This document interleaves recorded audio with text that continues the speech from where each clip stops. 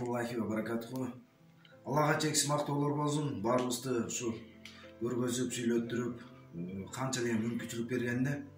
Мынакей бүгүн Ташкөмүр Садака биримдигинен Жумабекова Закина деген бир тууганыбызга келип отурабыз.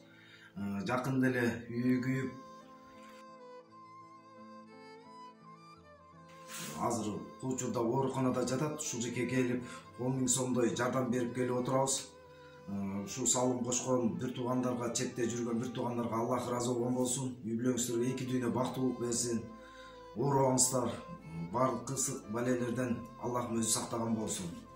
Жана эмне демекчимин, ушул Ташкөмүр Садака биримдигине кошулуп эле сыртта жүргөн бир туугандарыбыз ушул эле видеонун этегинде биздин Сбербанк карточканын номери жана WhatsApp номерлери бар. Кошулуп элек болсоңуздар, группага, ушул сайттарга кошулуңуздар. Мынакей сиздердин аманатыңыздарды 10 000 сом Закина бир тууганыбызга алып келип берип отурабыз. Рахмат, Алла разы болсун. Бергениңерге Аллах ишке чыгып кулемей кайтарсын. Сиздерге да чоң рахмат. Кызылат болду. Элдин жардамы Кудай бурса көп жардам болуп, үйүң ремонт болуп калат. Бул Закина карындашыбыз поликлиникада иштейт экен, оператор болуп Ташкөмүрдө эле иштейт экен.